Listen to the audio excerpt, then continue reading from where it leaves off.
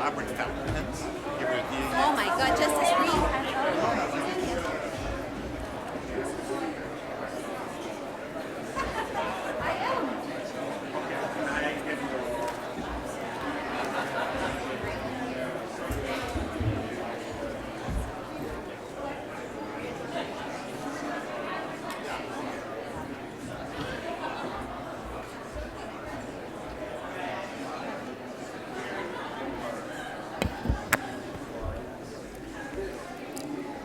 So, good morning. Just keeping with the time, our next panel will provide you practical appellate advice for trial lawyers.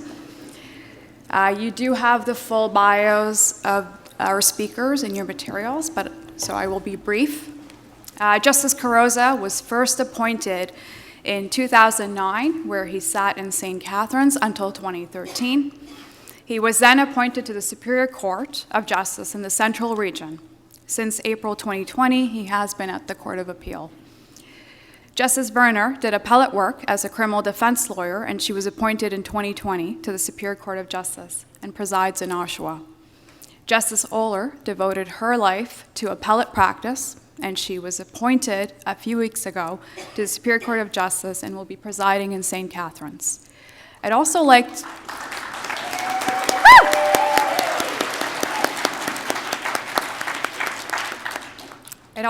to thank Kat Cusick, who's a law clerk at the Court of Appeal, who has been a tremendous help in putting these materials together for you. Now I welcome our esteemed judges. Okay. Yeah. Yeah.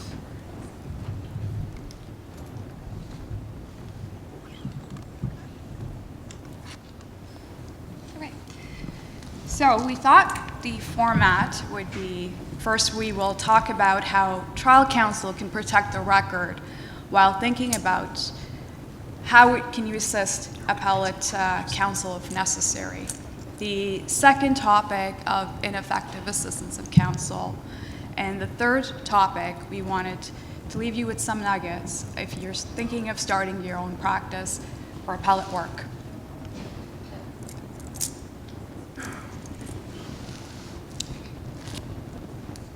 So, Justice Verner, as a former appellate counsel, can you provide some helpful advice to trial counsel as to protecting the record?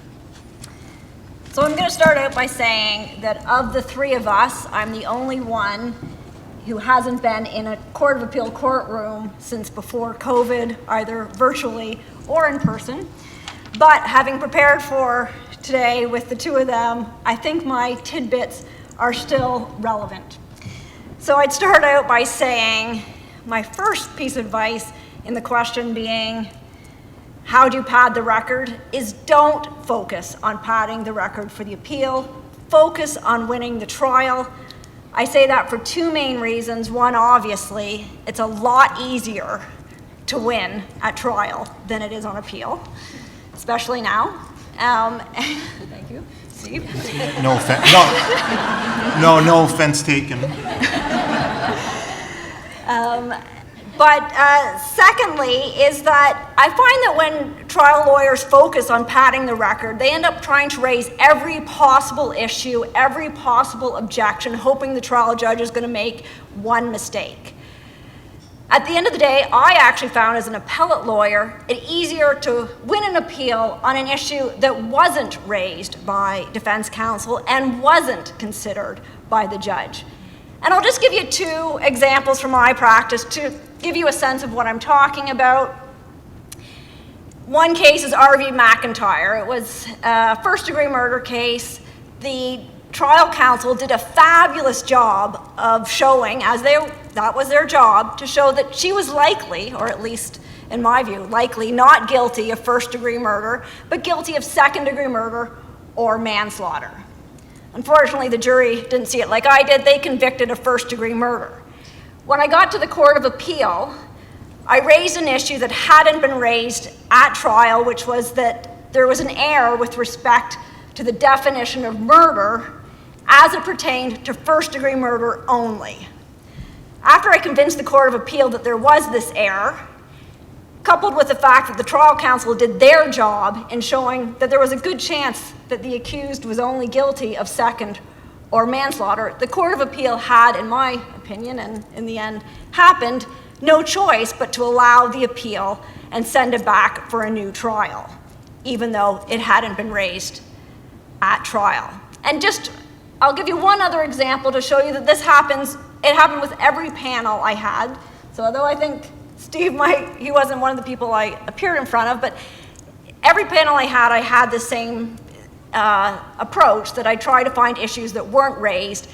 Here's another example, and that was a case called R.V. Doherty.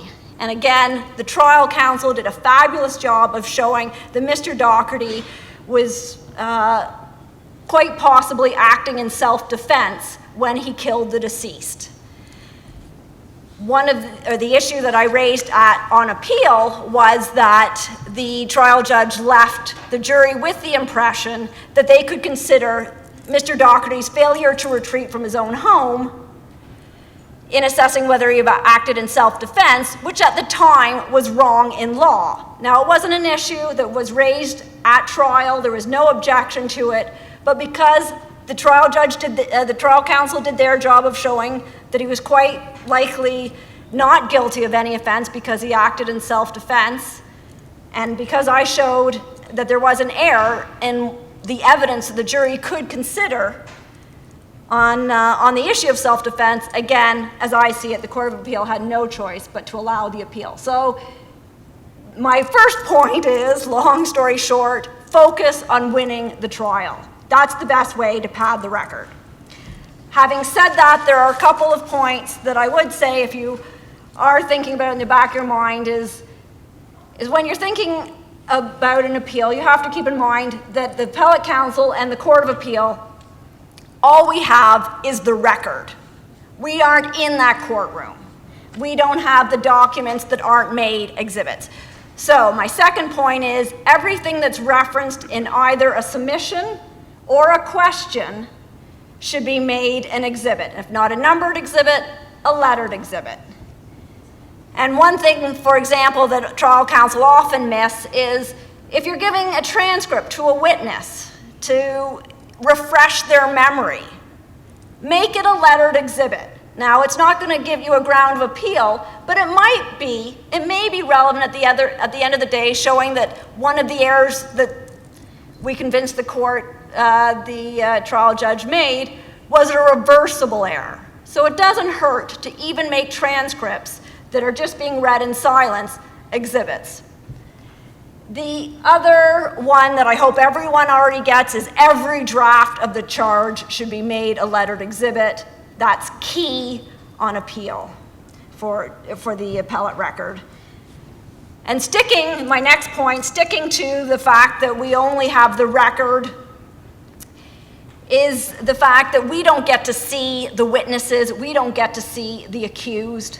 So make sure that if their race, size, height, weight, strength is relevant or could possibly relevant, that should be on the record. Get the witnesses to describe themselves, get the witnesses to describe the accused if it's relevant. The next point I make is not for everyone, and I'm not sure how it's phrased up there, but it's, here we go. Yeah, putting your intentions on the record. And what I mean by that is, for example, if you're trying to get a hearsay statement admitted, and you don't want to put on the record and making your initial submissions on the motion your full hand. You don't want to give away your full hand. You want to keep some of its probative value to yourself. Well, if after you lose the motion, you might want to consider actually exposing your hand, putting on the record exactly what you were planning on doing with that statement, how it was probative. That helps, and I'll say, I did appeals for lots of different trial counsel. The only lawyer who I saw do this, and I'll name him because I think he did it masterfully, now Justice Peter Bodden. He did a great job of it, and he did it in a way where he wasn't insulting the judge. I think some trial judges will take that as insulting, as after they've ruled against you, you'll say, well, just so you know, I think you're wrong, and I want the Court of Appeal to know what I was going to do with it. But he had a way of doing it. And that brings me to my last point on there is you do you. The last point I made, that's not for everyone. A lot of the points I think that we'll have to make aren't for everyone. It took me a while, I'm sure a lot of you figured this out a lot quicker than me. It took me a while to figure that not everything works for everyone, and you have to find what your comfortable level is and what works for you. So, Justice Ohler, the McDonald issue raises an issue of proceeding in written submissions in the absence of your client. How does that impact an appeal? So in McDonald, the trial judge, it was a dangerous offender hearing, and the trial judge requested written submissions from the parties on designation and all of the issues. And it was a reasonable request, given that it's a giant record, usually on a dangerous offender. So what happened is the parties filed written submissions, and that was it. There was no oral argument made. The Court of Appeal overturned that, said it was basically excluding the offender from his trial. I raise it today, though, because I think you see it more and more often as trials sort of get adjourned and you have these big, lengthy periods of time in between other appearances, is someone's showing up with a factum, usually the Crown, that they've downloaded from a server somewhere. And it's old, and it's giant. And they bring it to court and they say, well, I provided this to my friend. He can share it with his client. Subject to any questions you have, those are my submissions. And they sit down. And when you go and you get that written submissions out of the file, it's like a 95-page factum that starts with law from like 1978. And you think to yourself, what is the trial judge supposed to do with that? What is the Court of Appeal supposed to do with that? So the temptation is to rely on your written submissions. If it was worth writing a factum about, and it's worth making oral submissions, not only for the fact that the accused person has a right to hear what the positions are, but it helps the Court of Appeal and it helps appellate counsel figure out what's actually at issue in the case. You can't just throw everything at the wall. You got to take time, and I think sometimes trial judges are reluctant to give you that time. You can rely on McDonald to say, no, the accused person has a right to hear these submissions, and my friend should be making them. The only thing I would add is, and don't let Justice Verner give you the impression that you don't win appeals. You do from time to time. Is this notion of the record, and we've been talking about the record, and what I've seen as a customer of your work reading transcripts is that sometimes, more often than not, there seems to be some disagreement on voir dire's, well, what exactly is the record that the judge is going to be relying on? And I've seen that time and time again. And I think too many times there seems to be some confusion expressed by counsel as to, well, what did we agree upon in terms of what the evidence would be, or what could the judge rely on to make this ruling? So that should be clarified right at the start of any application that you have. Is it going to be an agreed statement of facts? Is it the application record that's been tendered by the Crown?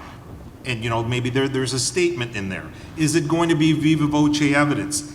That all has to be sorted out at the start. You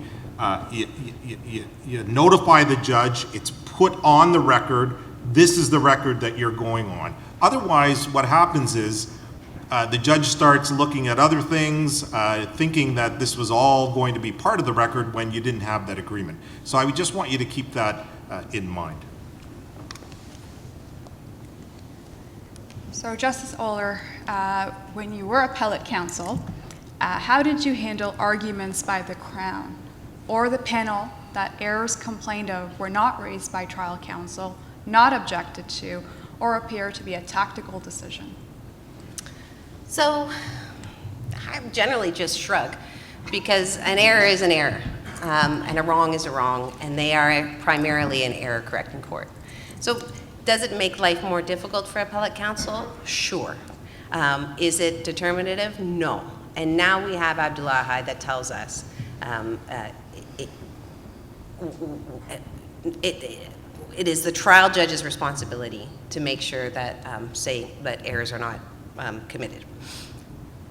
On the tactical question, though, and the Crown really enjoys raising this issue, whether or not something is tactical has sort of been like a curtain. And be like, well, you know, we don't know what senior counsel was thinking in this case. Abdullahi says, if there's no reasonable benefit to this, you cannot raise it as a tactical choice on the part of trial counsel. So, you know, sometimes it's really good to sort of step out of the box completely and say, what possible benefit could there have been? And if you can't come up with one, then it was probably just an oversight. And you've got Abdullahi now that lets you make that step. The reason why we have the elephant in the room slide is I actually think it is the elephant in the room often as someone that hears these appeals, and appellate counsel are going to get that question from the panel, because it is something, practically speaking, that we have to look at. Okay, it was so obvious, why wouldn't, or the prejudice was so significant, why wasn't trial counsel you know, up on their feet or voicing a concern? And so, you know, my message is, at least, yes, I mean, former counsel like Amy could, you know, marshal a strong argument, but ultimately, you can make their life a lot easier if, in fact, there is some notion that you've objected to whatever the issue is.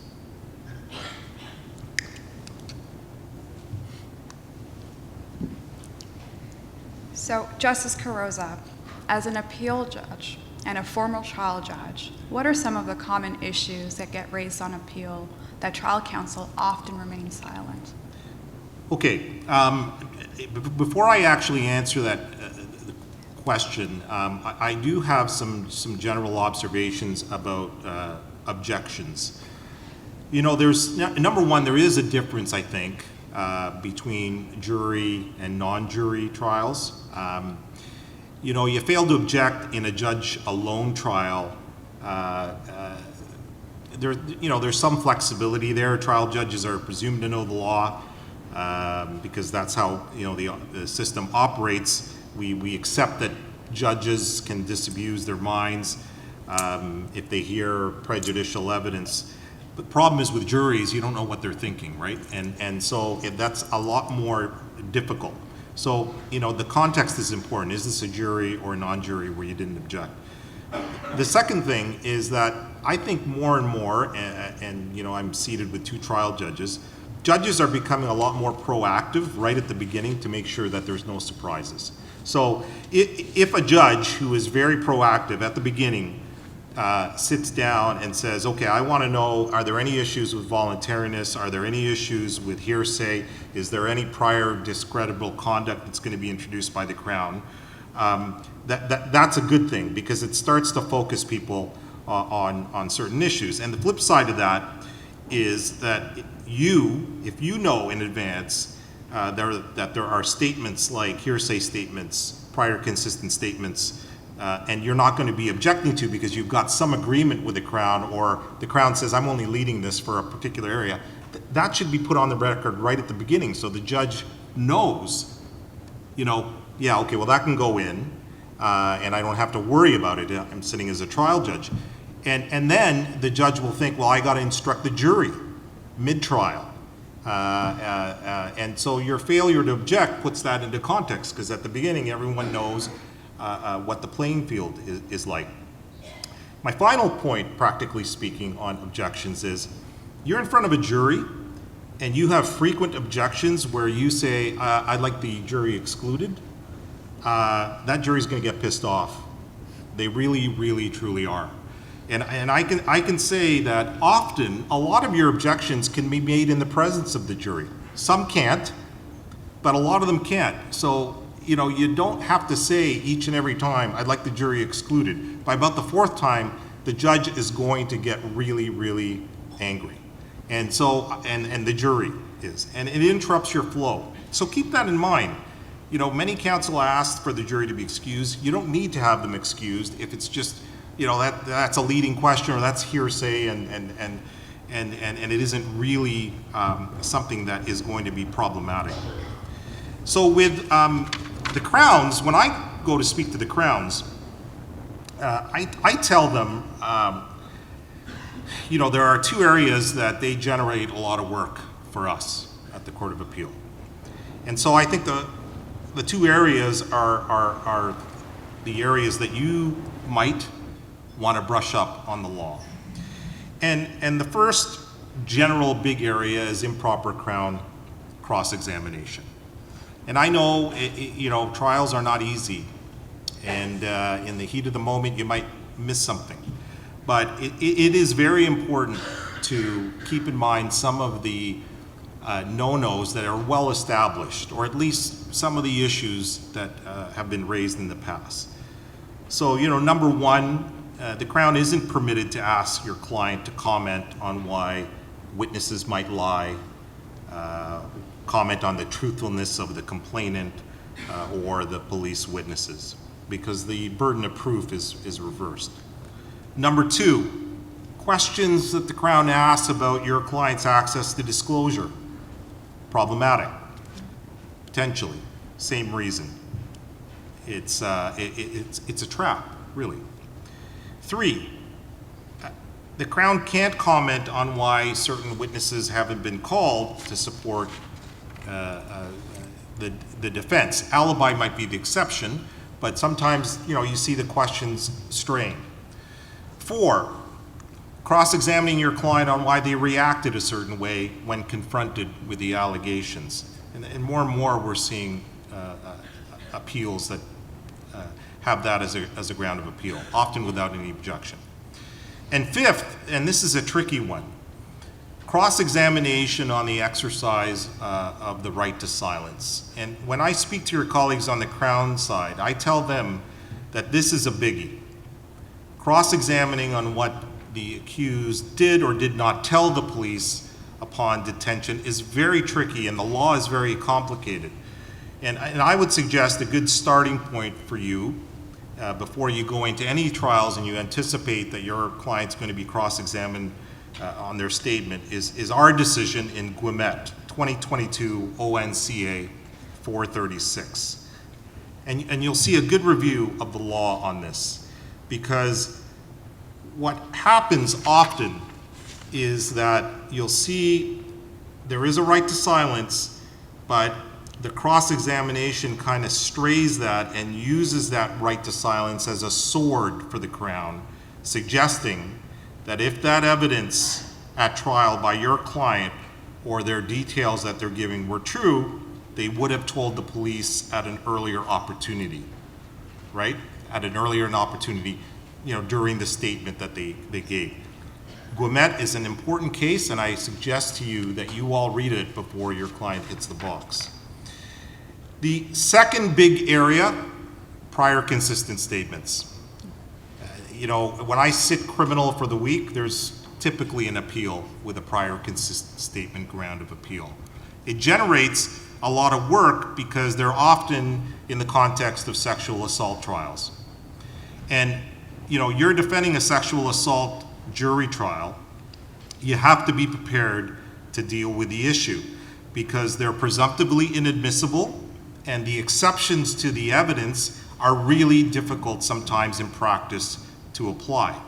And sometimes they're buried within the statement that might be introduced. If you've got a child witness under 715, the statement gets introduced as the testimony of the complainant.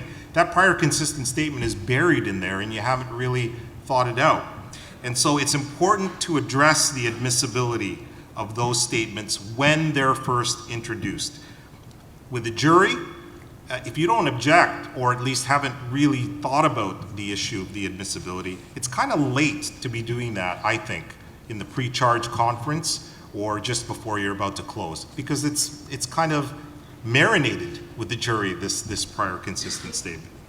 So if I were doing a trial now, and if I was a Crown or a defense, I'd have ready to go, Justice Watt's 35D instruction on prior consistent statements. I perused outside. There's all sorts of great evidence books on the market. Modern Criminal Evidence, I'll plug it. It's one of the more recent ones. An excellent text on this. Very practical advice. And the other issue on prior consistent statements is a lot of people forget, even if it's admissible, it's only used for the actual exception that has allowed it in. People kind of forget that, and you can never use it for the witness's credibility and certainly not for its truth. So improper cross-examination, prior consistent statements, those are the two areas I think we see week in, week out. I want to add one more case to that list on the improper cross. There's a case from the BC Court of Appeal called Hart. It's 2024 BCCA 181. And the Court of Appeal didn't allow the appeal in that case, but they included some chunks of the Crown's cross-examination. And the language of the BC Court of Appeal was that the cross in this case was just gross. And it was a cross of the accused, and it was just gross, and it was just so close to the line. Like they had to dismiss the appeal, but there's really great language in there about when the Crown strays into improper areas, and the point being that in front of a jury, how distracting that is. So I would put that in your trial binder as well. And when you've got like sort of a more zealous kind of Crown, sort of digging into, the accused comments and sexual beliefs and stuff, you can pull that case out and say, this is offside.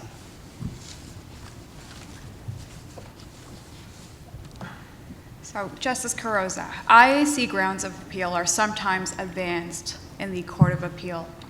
Are there issues that you say trial counsel should be aware of when these types of grounds of appeal are advanced? Okay, I never had the honor of being a defense counsel, so I don't know what it's like to all of a sudden have appellate counsel say, well, I'm investigating your ineffectiveness. And so I imagine that's not a great conversation to have, but I'll leave it to my colleagues here to say what it was like. Look, the right to ineffective assistance is a ground of appeal that we do see, routinely. Interestingly enough, inmate appeals, a lot of inmates are bringing their own IAC grounds. So you're going to have to sort of understand the way it works in our court. And we start with the premise that everyone, the accused, the client, has a right to effective assistance. That's been enshrined by the Supreme Court of Canada. What I want to say is that IAC grounds, they're tough. They're tough to win on. It's not meant to be a forensic audit into your performance. And I think many appeal lawyers who bring those grounds of appeal will tell you that the test is not easy. It involves a three-part test. You've got to, 1, prove the facts upon which the claim is grounded. 2, that the ineffective assistance of the representation was in fact ineffective. And that's assessed on a reasonableness sort of a standard. And 3, a miscarriage of justice actually resulted. And so it's not an easy ground of appeal to advance. But for practical purposes, I can say that, if you're going to get notice from appellate counsel that they're exploring IAC, familiarize yourself with our rules and practice directions. The Court of Appeals rules and practice directions, they're on our website. First, our criminal appeal rules, and specifically Rule 27, deals with the introduction of fresh evidence on appeal. And this is all about introducing fresh evidence into the appeal. And so a case management judge will be assigned. So right from the get-go, we've got case management. And I do a lot of the case management. I have the pleasure of dealing with a very, very good appellate bar on this side. The second thing is 683 of the code has set out certain powers that the Court of Appeal has to receive that fresh evidence. So, you know, you might want to take a look at that, because there are certain things in there that we, as a panel, can order. And third, we've actually embedded our protocol into the practice direction, and you have to look at section 17. And so a 30,000 sort of feet look down on this whole process is that you get a case management judge. There is a potential filing of an affidavit from trial counsel in response to the appellant's allegation of IAC, and then law pro counsel will get involved. And they get involved when, and you're referred to as the insured, right, by law pro counsel. My recommendation is get them involved as soon as you can after being put on notice, regardless of whether you think this is a BS claim, because it will ensure the best possible assistance from law pro. And there are issues with law pro counsel, and some of those issues, number one, you know, whether the appellant has actually provided a sufficiently broad waiver. There is an implied waiver once an appellant or a client makes this allegation, but sometimes you'll see law pro counsel ask for an explicit signed waiver that's sufficiently broad and clear so that everyone understands exactly what that waiver is. Another issue that comes up is whether appellate counsel or the self-represented appellant really have jumped too early. You've got a duty to investigate this before you actually make these allegations public by filing a supplementary notice of appeal.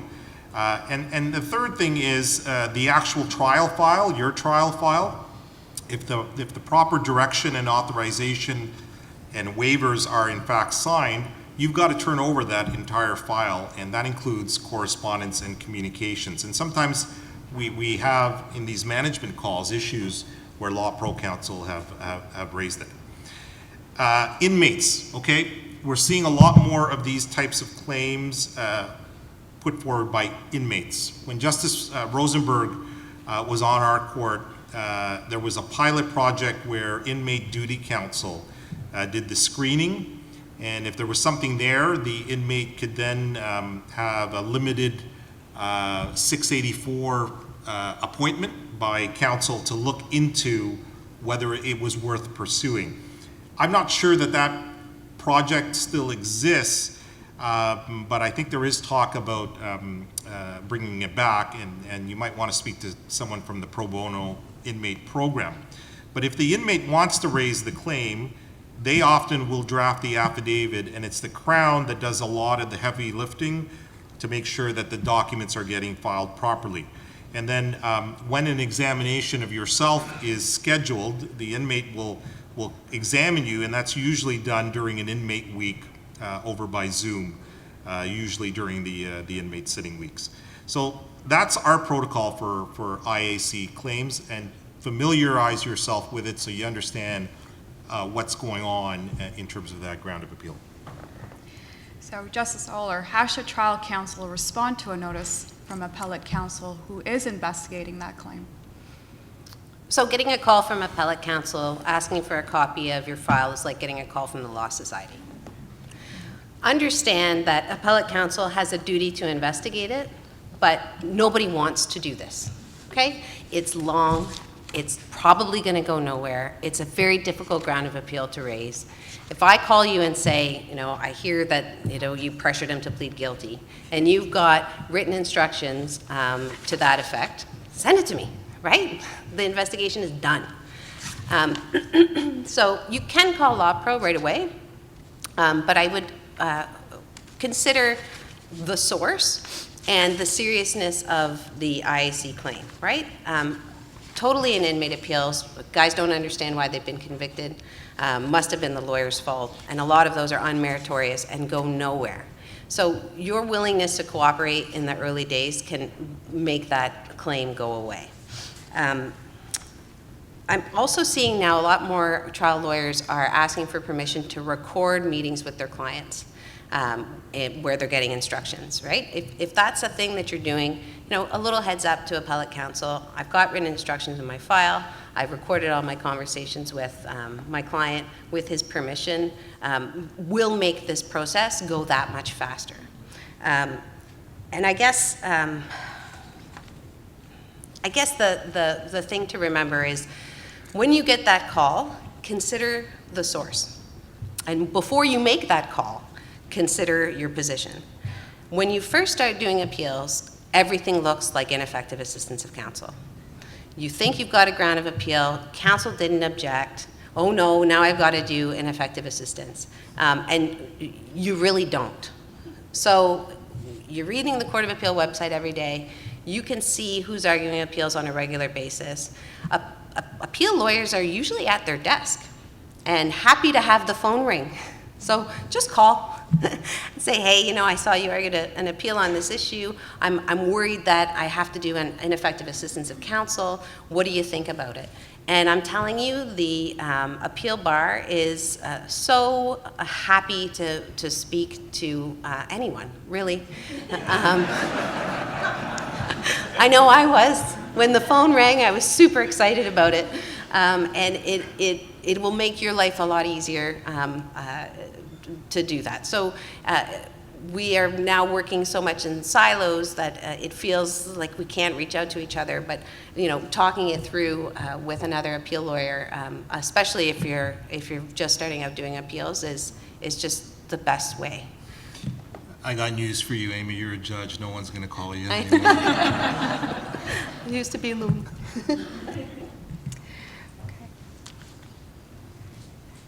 So, Justice Verner, many in our audience do not have the appellant experience in either the summary conviction appeal court or the Court of Appeal. Do you have tips for written or oral advocacy that you would like to share with the audience as a former appellate lawyer? So to start out with, I think there's required reading up there, which is the what was prepared for the New Call Conference. And I actually want to say that it was Justice Coroza who was plugging that and saying that's required reading. So you have the Court of Appeal saying that's required reading. I actually read it myself, and it is very straightforward. They do a great job of giving you all the steps you need to do if this is brand new to you. So hopefully we're going to give you some supplementary stuff to what's included in there. Appeals are generally two steps. There's the factum, and then there's the oral argument. I'm going to give you some tips on the factum from start to finish. First tip would be keep in mind who your audience is. When I was writing facta, at least for the first few years, I assumed the Court of Appeal knew everything about criminal law. A lot of them don't have criminal law backgrounds, and sometimes I came in to an oral argument and I was surprised that they didn't have the basic knowledge in some of the legal issues that we deal with on a regular basis. So keep that in mind. And even for the ones who do know, it's always handy for them to have the citations of the case. So put the basic law in the factum. But starting at the beginning of the factum, after you've done your part one, your part two, the first thing you put in there is your overview.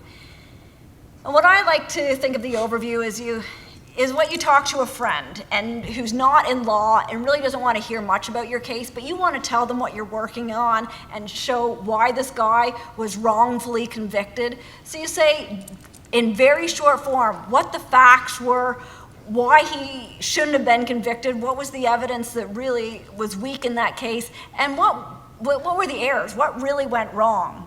So you can usually do that in a couple of paragraphs. You grab the attention of the panel, because I have the feeling, although he'll tell you more than me, I always had the feeling that they read my overview and then they read the Crown's factum. So I wanted to get everything that was in there. No comment. After the overview, you get into the facts.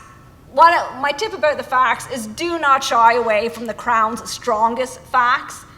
Put all their facts in there and explain why, despite the Crown's strongest facts, your guy is likely not guilty of the offense before the court. For example, if your guy's DNA is on the knife, make sure that's in your facts, but then the next sentence would be, but it wasn't blood, and that knife came out of my client's kitchen drawer. So it's not surprising that his DNA was on it. And when I say don't shy away from the Crown's points, that doesn't only apply to the facts, that also applies to the law section. When you're writing your grounds of appeal, put all the facts that you, all the responses, legal responses you expect the Crown to put in there, and explain why the Crown is wrong. When I write a factum, I like to think of, and this might be dating me, but the final scene in 8 Mile, the movie, when Eminem, at the end of it, he finally gets the courage to get up on the stage, and what does he do? He tells the audience why he was a loser in every possible way, nothing left for the Crown to say or the opposing guy to say, and he dropped the mic. So you want to kind of give nothing left for the Crown to say. With respect to the grounds of appeal, make sure they're listed somewhere in the factum. Don't bury them into the paragraphs. Now, as a judge, I find it very helpful if I'm cross-referencing as I'm reading the facts, the grounds of appeal, so I can go back and forth and figure out, oh, that's why this fact is relevant. This is where they're going with the grounds of appeal. So have them listed.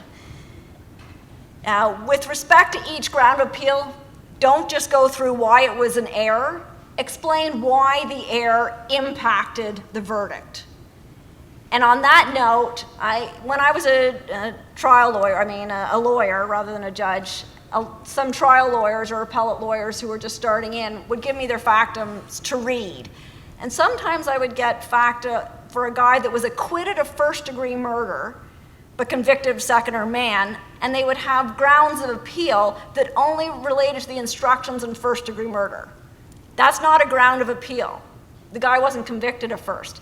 So that shouldn't be in there as a ground of appeal. It might be relevant in the curative proviso. It might be relevant after you've convinced them that there were these other errors going on, that these other errors that weren't relevant to the conviction confused the jury, but it shouldn't be your grounds of appeal. Your grounds of appeal should be things that impacted the verdict that's before the court. So those are my points on the factum. I just have a couple points on oral argument. Again, the 8 Mile drop the mic. You don't want to leave anything for the Crown to say. With respect to, keep in mind that you have very limited time. I find that now in trial courts, people talk for a long time about little issues. You don't have that time at the Court of Appeal. You have to be very focused. And so if the Crown has conceded something, do not spend any time on it unless the court has asked you for that. And that happens to me now, that it seems that some of the lawyers haven't even read the responding material. That should be embarrassing. Read what they have to say. If they have conceded something, don't bring it up unless the court, I'm pointing to Steve here, asks you to. And again, with respect to time, don't repeat what's in your factum, supplement what's in your factum. Anything that the Crown has raised in its responding factum that you weren't anticipating, that you haven't responded to in your initial factum, that's the stuff that you should be focusing on appeal. You should assume that the Court of Appeal has read your factum and their factum and know what's going on. And my last point is compendiums. Now, when I was arguing, I loved compendiums, and there wasn't as many people doing them. Now I think everyone's doing them, it seems. And so this is probably something everybody knows now, but the index, it's always good for the index to tell a story as to what's going to be included and why the stuff is included.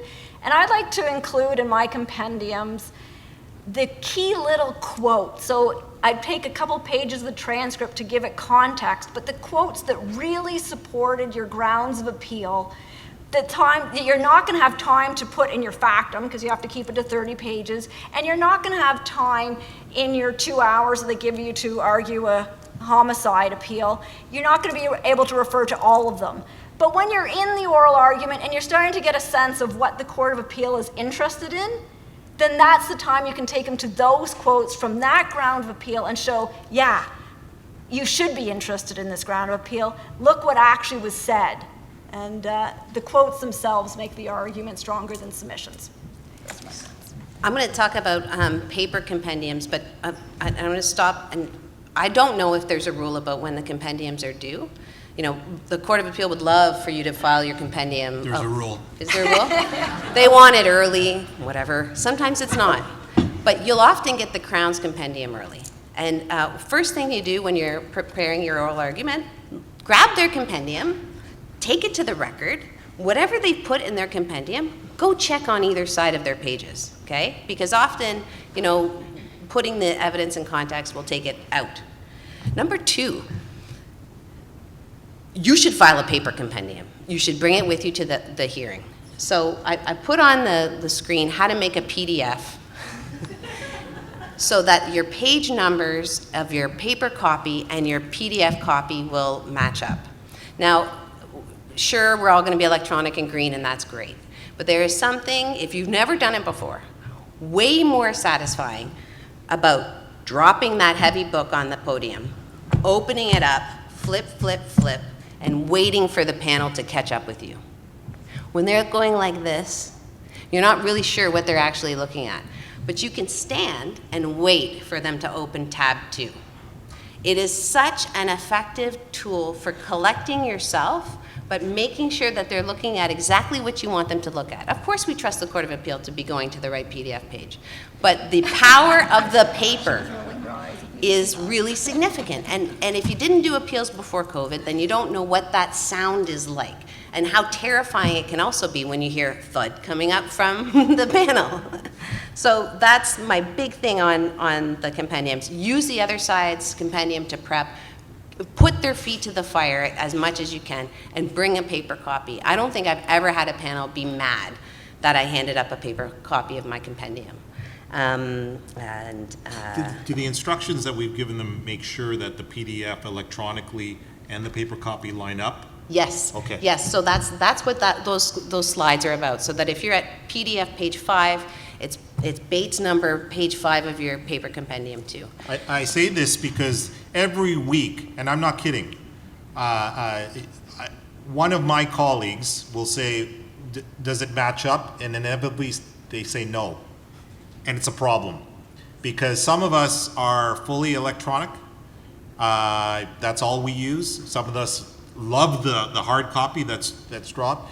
And I can't tell you how it interrupts your flow in the Court of Appeal when they're saying, what's the PDF number? What's the PDF number? So these instructions are great because they will make sure that you've got it lined up and it's crucial. And one last thing I would add, for those of you that don't regularly argue appeals, it can seem like a very intimidating environment, but it is so much fun. You know, when you're in trial, you're trying to tell the judge, you know, to come along with you through the evidence. When you're at the Court of Appeal, it's all in. It's all there. They may not be as expert on it as you are, but they've done their work. The judges of the Court of Appeal are hardworking and well supported. So you've been thinking about this case for months. You've got 3 people whose job it is to listen to you talk about it, and they are going to be prepared to hear you go. So it is fun. It is really a good experience and not something to be shied away from. There's no magic in it. It's just you've got 3 more people than one to convince. Thank you for that wonderful insight. This was our panel.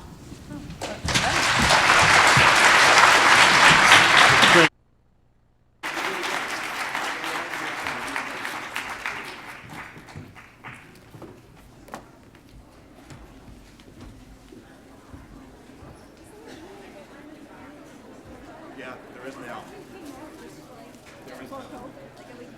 Yeah.